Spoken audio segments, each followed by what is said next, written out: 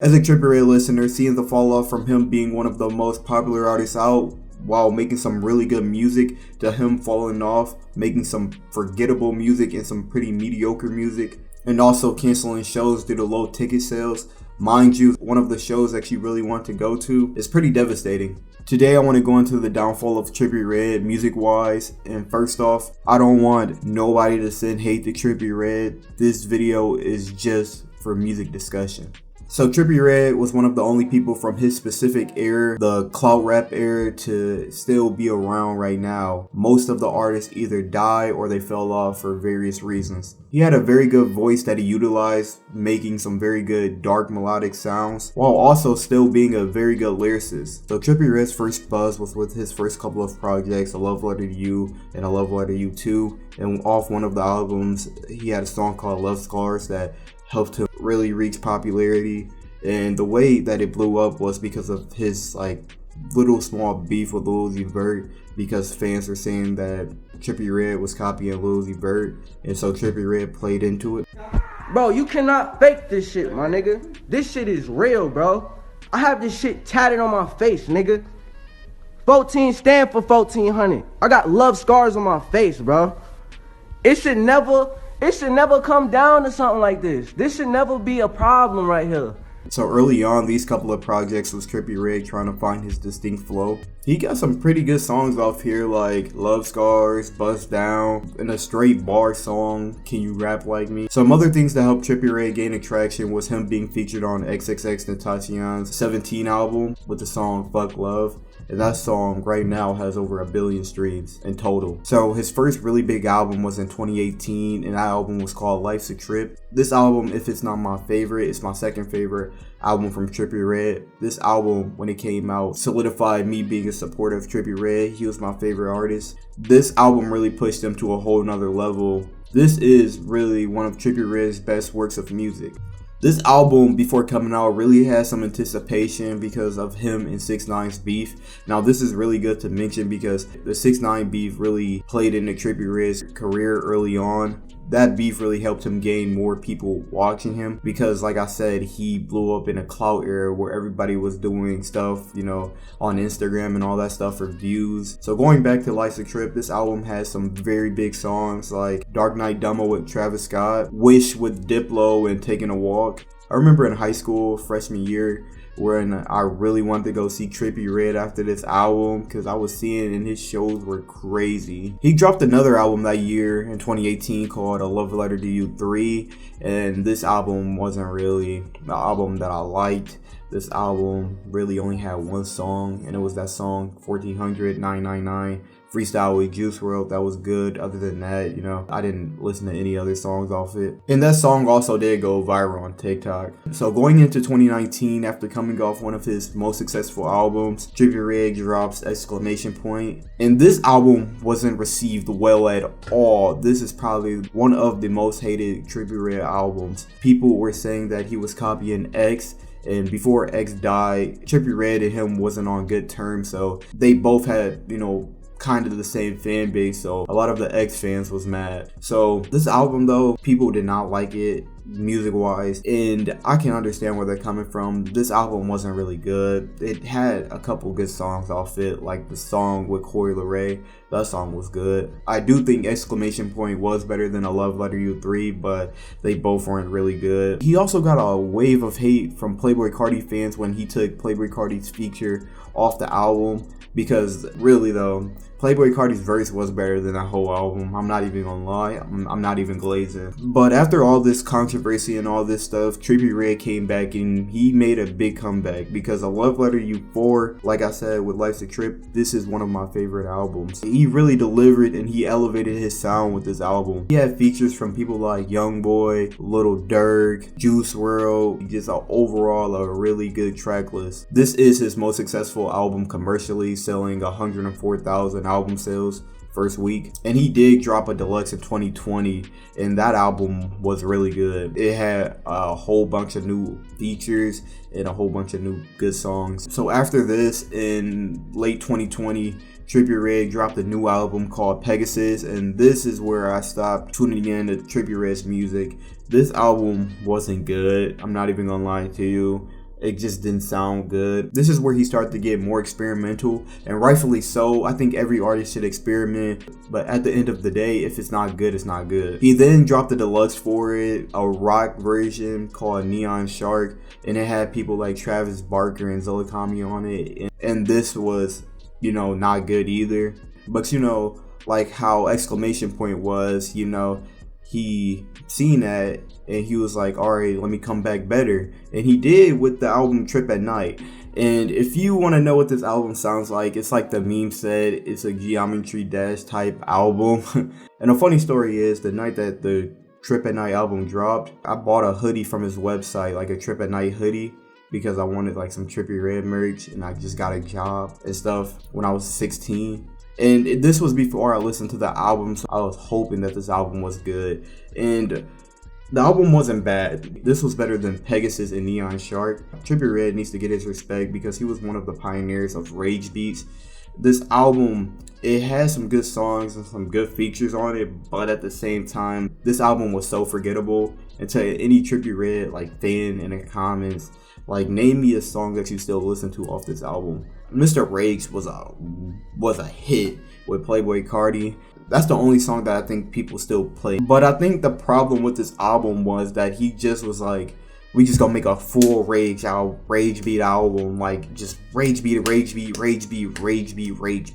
And like I said, I think the problem with this album was that it was just like rage beats. It was just Geometry Dash type beats.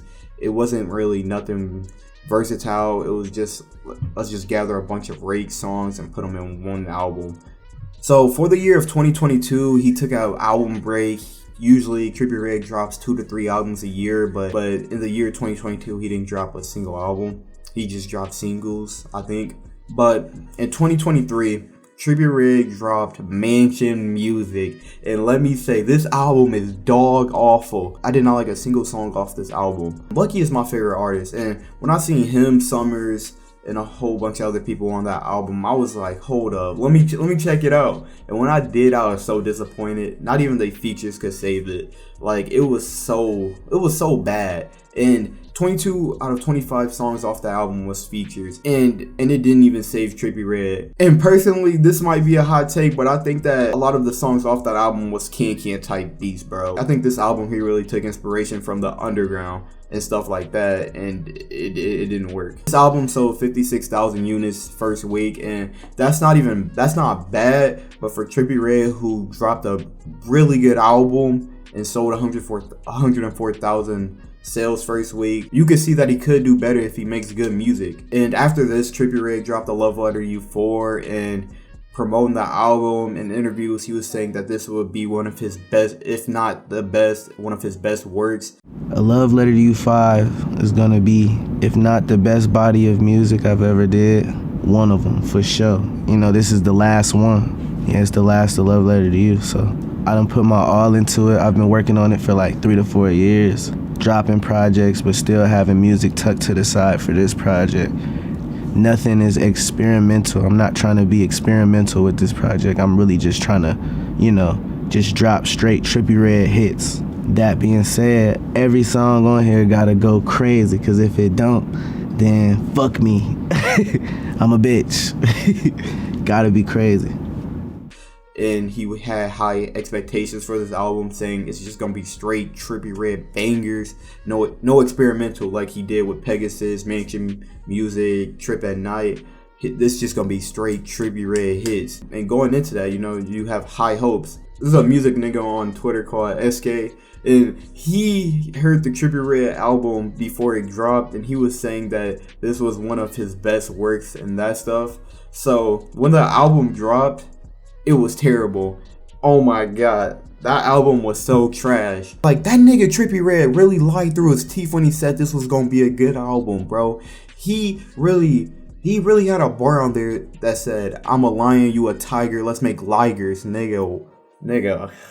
So with this album, Trippie Redd sold 32,000 album sales first week, and people were clowning him, especially because he had a video a couple years ago making fun of D-list rappers and stuff, saying, and he sold the same as much as the people he was clowning. So his most recent work was an EP that had a lot of songs on it called called St. Michael's. And he released this in 2 parts. And this really didn't help his case on him going on a decline, because there was no significant songs off the EP that was good. He had a Cash Cobain type song on the EP, and that was cool. But he did ruin a TikTok beat. It was a TikTok sound that was going viral on TikTok, and he ruined that beat by just saying lit, lit, lit.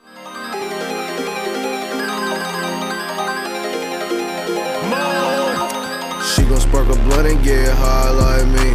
Bet your boyfriend ain't fly like me. Pop a Percocet, float to the sky like me. And the bullshit really so beyond me. Yeah, this shit lit, lit, lit. Lit, lit, lit. Lit, lit, lit, lit. Lit, lit, lit. Lit, lit, lit. Lit, lit, lit. Lit, lit, lit. Lit, lit, lit. Lit, lit, lit. Lit, lit, lit. Lit, lit, lit. Lit, lit, lit. Lit, lit, lit. Lit, lit, lit. Yeah. So this brings me to the case on why did Trippie Redd fall off. The reason Trippie Redd, music-wise, has fallen off was for a couple reasons. Him being one of the only people to make it out of the clout rap era was from him being able to adapt the sound, but now the adaptation hasn't worked. He has tried and experimented with a bunch of sounds, but they all just didn't work. And I do think some of it is just a rip-off of other artists and stuff. I don't think Trippie Redd has progressed since 2022. After that Rage album. Music-wise, Trippie Redd went in a bad direction. I feel like he lost his hunger. Rightfully so, though. He signed a $30 million record deal for 3 albums. And another reason why I think he has been degressing is because he's been putting out a lot of albums a year. Trippie Redd mainly has been putting out 2 to 3 albums every year since 2019. And a majority of those albums have no significant songs on there that people still go back to and listen to. None of the music is lasting. Overall, Trippie Redd went from making some really good music to making some very forgettable music. And it's just sad to see as a Trippie Redd supporter. Trippie Redd was my favorite artist at one time. He was the person that I listened to in 8th grade that put me down a rabbit hole of listening to new, different types of music. And I had tickets to go see Trippie Redd last summer with my friend, but he canceled it due to low ticket sales. So you can see that people are not wanting to go see Trippie Redd in person no more. Trippie Redd has some really crazy concerts that, I would see on social media and stuff and be like, I want to go to that, to now people are just like, nah. Like, I mainly was going for Lucky, but it was one of my bucket list things to go see Trippie Redd, but now I don't care about going to see him anymore. Now, I do want to specify that Trippie Redd did fall off music-wise because he did sign that $30 million record deal for 3 albums, so he's set for life, he doesn't have to worry about money, but music-wise, he's fallen off astronomically. But that's it. I make all kinds of videos, and if you like one, you know what to do. I'm out. Peace.